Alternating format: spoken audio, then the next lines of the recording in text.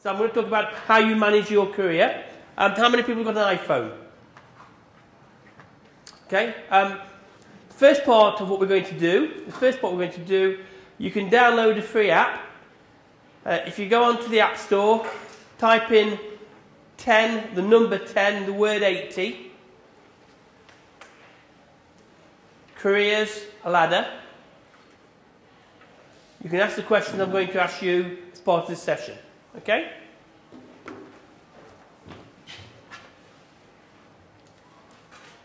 That's me. As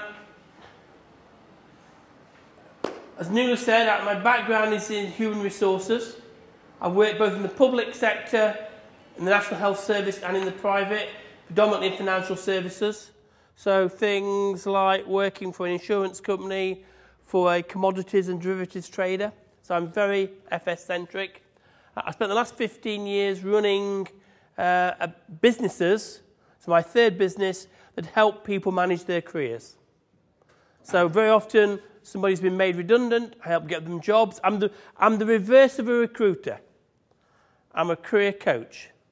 And the whole purpose of tonight's session is to help you go faster to get a job or get a new job once you finish this course. How many people have actually got jobs at the moment?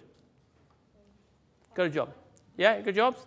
So the rest of you are looking for jobs when you finish. When will you finish your course? January. So actually, it takes the average person 12 to 13 weeks to get a job if you work at it full time. So now's the time to start looking. Yeah? Okay. What else about me? They're my colleagues from 1080. We think we've helped about 75,000 people in the last 15 years, and I've personally coached close to 1,000 people. So I see myself as a job expert. And do you know what really fascinates me about how people get jobs? Most people are clueless. They don't understand the rules of the marketplace. In fact, the reason why Nuala and I get on so well is, I don't think the world of education prepares you for the world of work. It doesn't tell you how to cross that bridge. And worse, the world of work doesn't come into education to tell you how to do it. So the whole purpose of tonight is to help you make that transition from education to the world of work. I repeat, to get you going faster so that you can find your ideal job and you can plan your career, right? I'm originally, strange accent, I'm originally from Derby, so that's Derby County Football Club. That's my grandson Alfie, so I've recently become a granddad. That's the app. I practice what I preach, so I self-invested. When I made the move from HR into running businesses, I got myself an MBA. So I went to Warwick Business School and did one by distance learning, so I know how much time and effort you have to put in. And I'm also very active for those of you in HR in the CIPD, which is the Institute for HR People. And I'm very happy offline to talk to you why I don't think it does what it should do for HR people. Okay, that's me. Your turn. Okay. How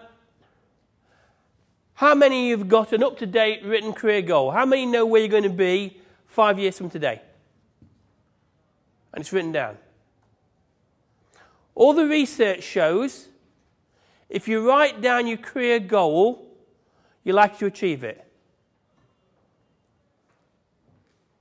We spend more time planning a holiday, which is 2 weeks a year, and by 6 months of distant memory, than you do planning your career. A career you're going to spend, what? 40 years? Give or take a year or two? 5 days a week? Probably 40, 50 hours. And everyone in the room here, nobody's told me you've got a career plan. You haven't got a career plan, how do you know where you're going to get where you want to get to? In fact, it's like going on holiday, turning up at the airport, and then getting on the very first plane you see, and then when you get there you say, do you know what, I don't like this place. So rule one, have a career plan, a written career goal. Secondly, are you developing new skills and knowledge in your current job? Answer. Hands, help me. Those how are you developing? Yeah, okay. And remember, I'm looking after you, so I'm not thinking for an organisation, because your career is far too important to let an organisation run it. Yeah? You have to look after yourself. Really important. So you have to see yourself like an asset. Those of you in finance, think about balance sheets. Are you appreciating as an asset? If you go to a job, in the first 18 months, you'll acquire skills, you'll appreciate. The next 18 months is payback time. After that, move on. If you're in a job more than 3 years and there's not a significant change, you're not appreciating. Actually, you're depreciating as an asset. I see lots of people who tell me they've got 5 years' experience. What they've actually got is 1 year's experience replicated 5 times.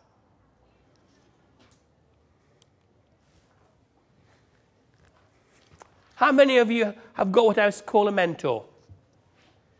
Or in my case, a tour mentor? Inside or outside the organisation? Yeah.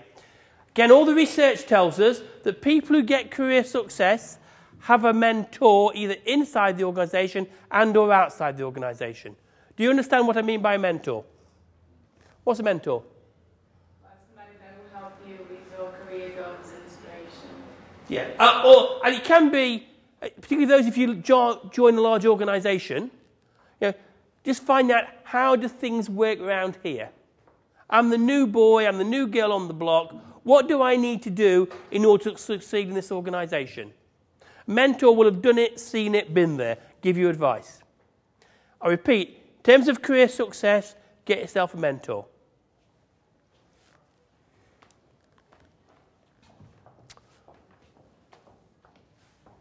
Next question. Going back, are you appreciating it? Have you got more responsibility? Do you actively seek out more responsibility? A critical thing about career success. Don't sit there and think the organisation will come along with real good opportunities for you. There's something what I call perversity of recruitment. You know what it is? We recruit people for the skills they've already got. So let's just say, give me a job. Who's got a job title? Yeah? Shift manager, okay? So you now want to be site manager, right? So shift manager. So I'm looking after a group of people doing shifts and I want to move up to management, higher level management. The real problem with that is that you've got the skills and the experience for the job you're in, but have you got the skills and experience for the job you want to get to?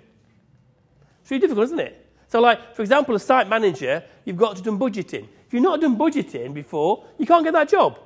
That's what I call perversity of recruitment. Now, the power of managing your career is if you know where you're going and you know what the very best candidate's got to have for that role. So let's think about the site manager. What sort of skills and experience would they want? You have to be like a leadership. Yeah. Leadership skills as well. Yeah. Good leadership skills. And also they need you to have good verbal skills. Yeah, good verbal, good communication skills.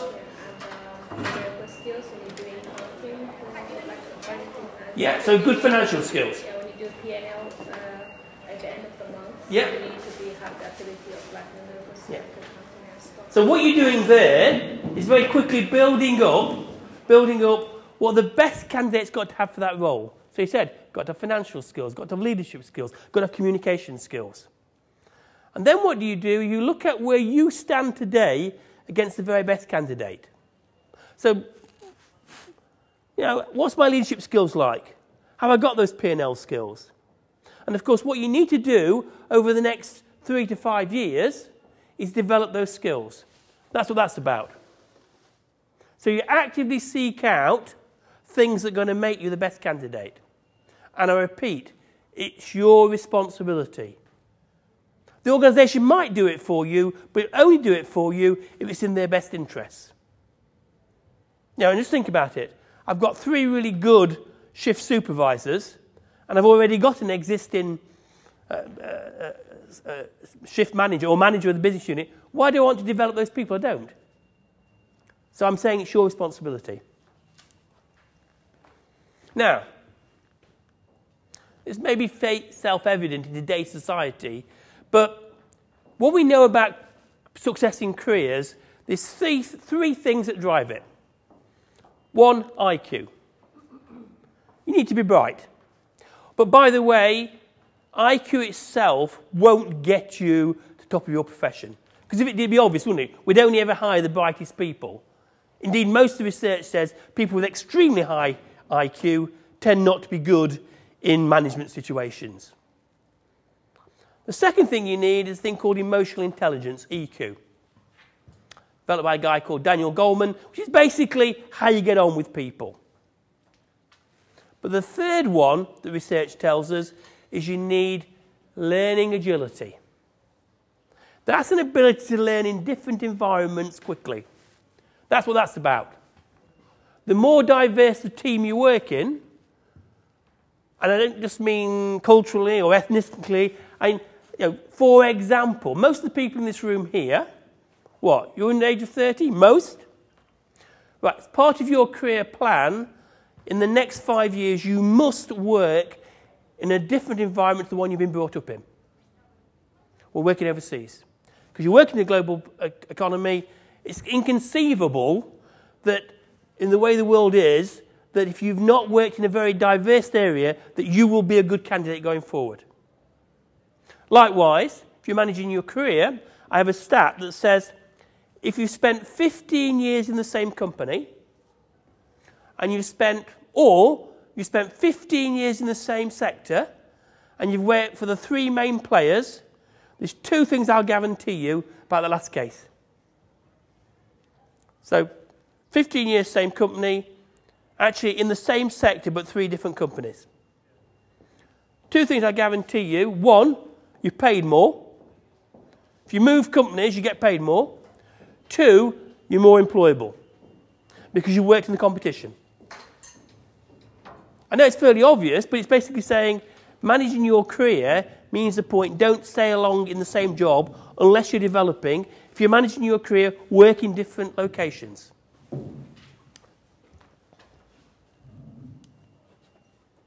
Right. All those who are looking for a job in the next 6 months, let's do a straw poll. How many people in your network? Those with, let's say, we'll start with 50. How many people have got, everybody, who's got 50 people in your network? Come on. How many? Right, let's go back. Facebook. How many of you are on Facebook? Hands up. Half the room. Keep your hands up. How many of you got more than 50 friends? Okay. This is your network. Okay. More than 100 friends. Still there? 200 friends. Almost 300 friends.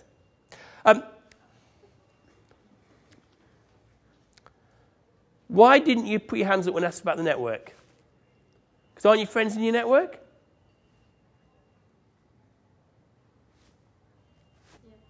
Yeah, of course they're in the network. Brilliant in your network. I remember I said to get a job, it's a full-time job, 12 to 13 weeks. You need 250 people plus in your network to get yourself a job. I'm going to tell you how to get a job. It's the easiest thing possible. And not many people tell you this, right? First of all, pick a company you want to work for. Or actually, pick a sector you'd like to work for and pick 10 companies in that sector. That's the first thing you do. Second thing you do is identify the point of purchase. That is the person with the power to hire you. By the way, in HR, it's not HR. Unless you're working in HR. So it's the line manager. So you pick the company, we've got the point of purchase. The next thing is find out all you can about that person. Where might we find that? How might we know that?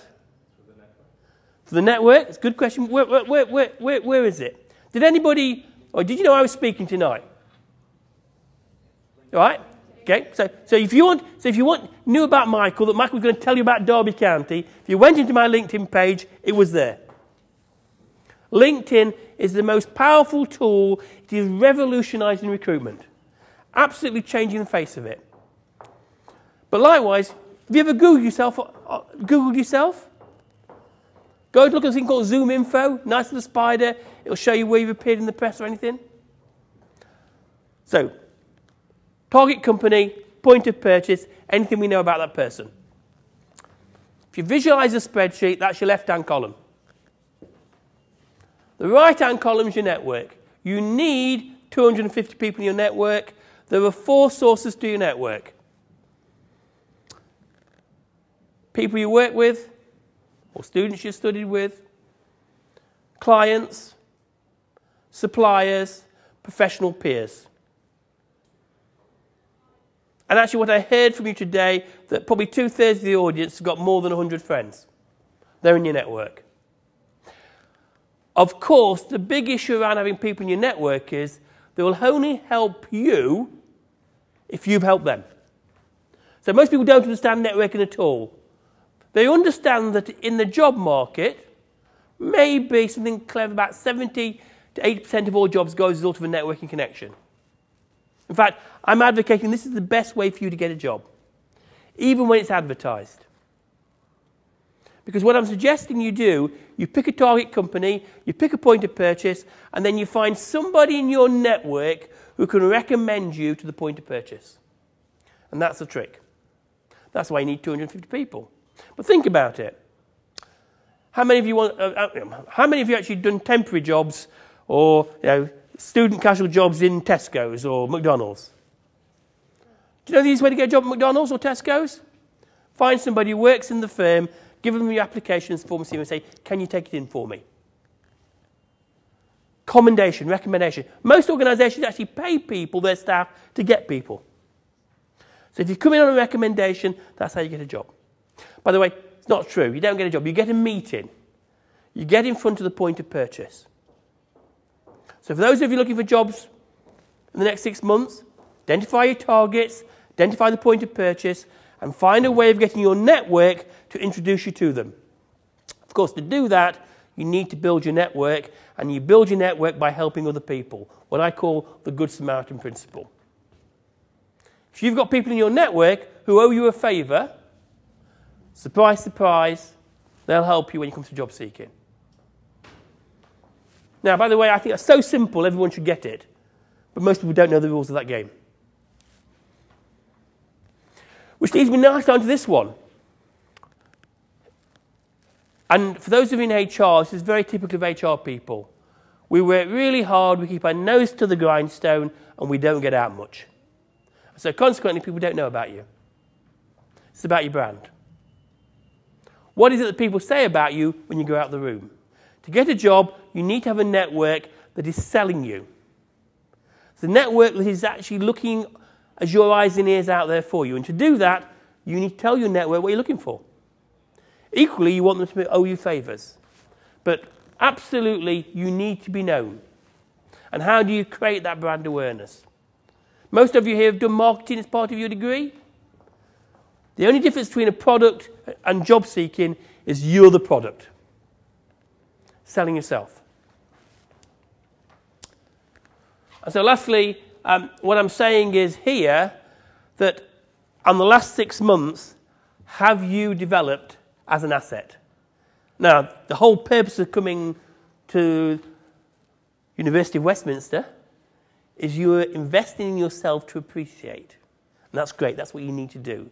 But don't forget, when you leave here, education doesn't finish. In fact, it's interesting, when I find people who are suddenly at the age of sort of 45 found they've got no job, it's because they stopped investing in themselves. And I use the analogy. If you went to your GP, your doctor, and he said, oh, it's 20 years since I've had any education, I qualified 20 years ago, and I've done no further treatment, no further investment, I don't think you'd be very happy with him, would you? That's what this is about. It's about self-investment.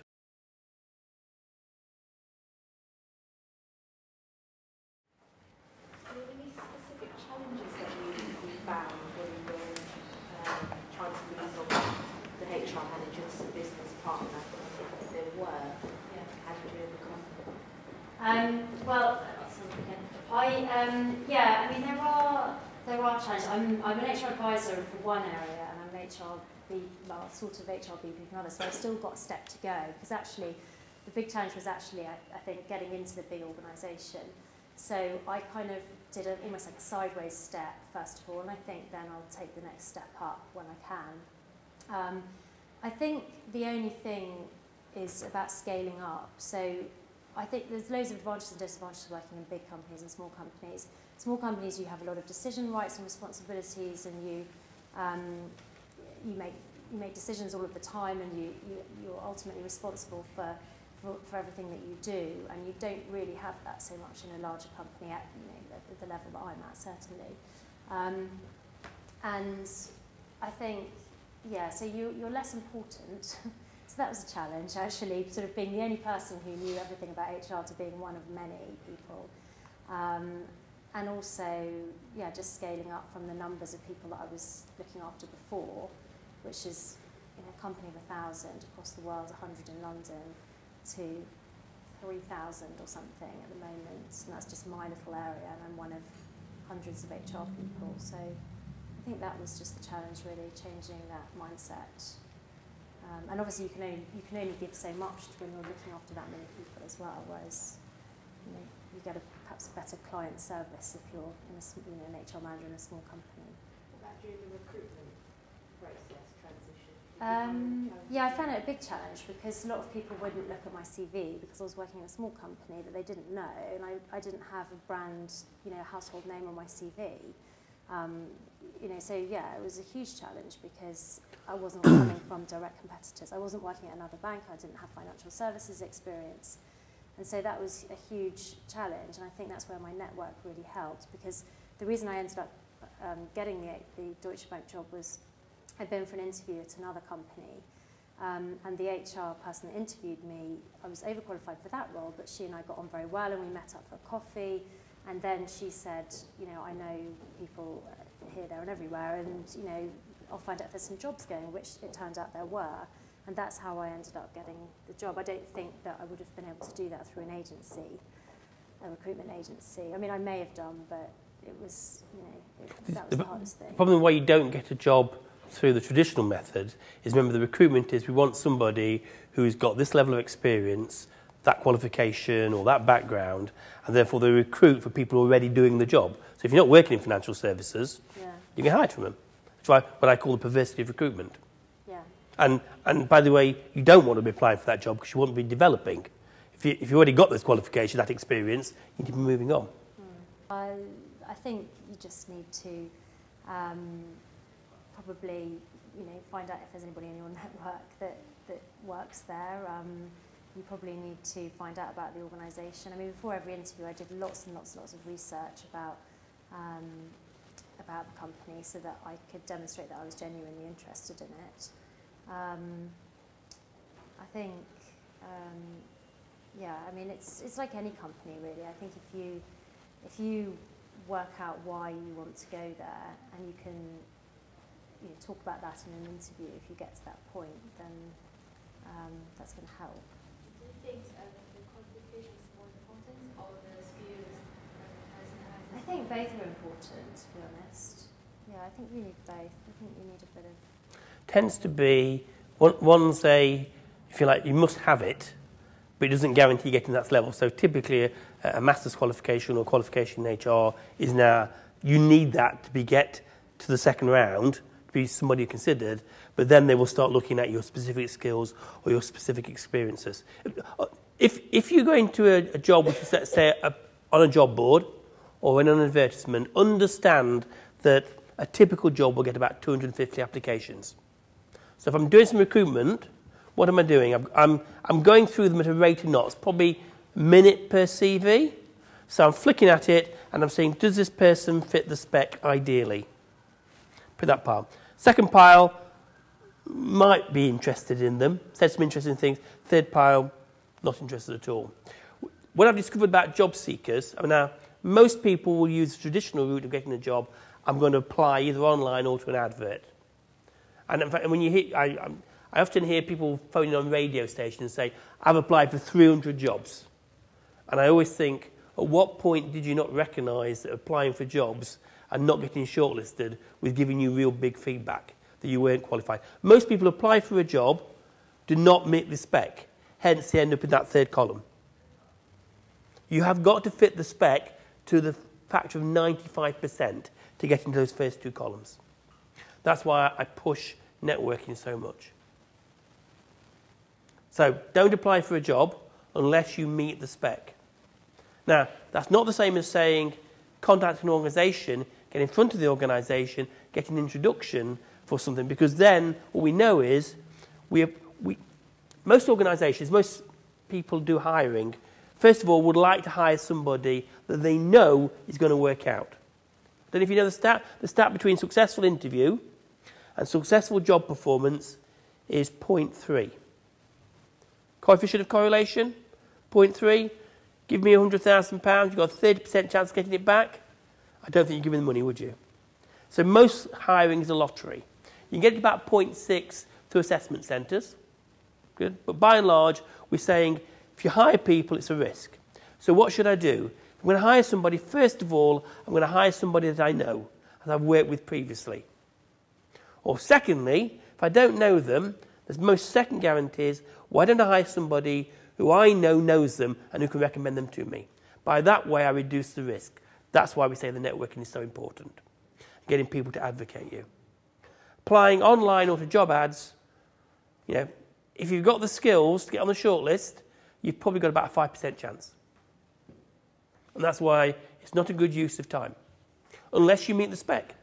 And even then, make sure somebody recommends you, because you get top of the list. And by the way, this applies to both public appointments as well as private sectors. If you're known and you're being endorsed by somebody who knows the hiring person, you've done the most difficult bit. You've got through the door. Yes, on the day, you've got to perform to get the job, but getting in front of the person is the most difficult thing. Because you'll be one of 200, one of 300. Ms. Moran, I know that you've just been working with DB for 6 months, but Yeah. Since you're network-oriented, I realize that you're also have a speciality in diversity and learning. What I was wondering is, have you already affiliated yourself with one of the specific networks in Deutsche Bank within this 6 months? I know that they have the multicultural network, they have family network, they have women's network, those type of networks. Well, that's a really good prompt, because no, I haven't yet. But it took me about 3 months to kind of understand what I was doing. But yes, it's a good prompt, and I should do that. I mean, my diversity experience was from basically to do with women in architecture, because I worked in architecture for about 3 or 4 years in the end, about 4 years actually, and there's only 14% at the time, anyway, only 14% of qualified architects were women. So it was something that I was quite passionate about, and I wrote my master's dissertation on that, and was part of a Women in Architecture group. So that was my interest in diversity back then, but yeah, I haven't actually done that yet, so I probably will now you've said that. Thank you. Follow your passions. I do think it's very important in building up your network. Obviously, there's a function of, is it going to help me get a job? Or is it going to help me in my career? But if you're following your passions, things that interest you, then it won't seem as a chore. It'll be something that you'll enjoy doing. And surprise, surprise, the more you enjoy doing things, the more better skills, better knowledge you get. Any other questions? When we're searching about the companies that we've targeted, what are the key important factors that we're looking at when we research it? I'll say 2 things. The first one is, does the organisation have a propensity to hire people with your skill set? Okay? And then secondly, from your perspective, does the organisation have the characteristics, the culture that you like and do well in? Most people see job seeking about, well, it's great, I get offered a job. Actually, that's not the point. It's a match between what the organisation requires and, more importantly, what you require. I use the analogy. You can be the best finance director in the world, but if you're a passionate anti-smoker, you'll never make it at BAT, Imperial Tobacco or Gallagher's. Most of the people I see who struggle in companies is because there's a misalignment between what their needs are and what the organisational needs are and values. You often see it, new boss arrives, it was a great job, great company, new boss comes, don't like the boss, don't like the company, don't like the job. So it's very, very important. And you do have choices. And if you're thinking, I haven't got a job, no, you do have choices. It's very, very important you find the right job and the right company for you. Otherwise, you won't succeed. And don't kid yourself.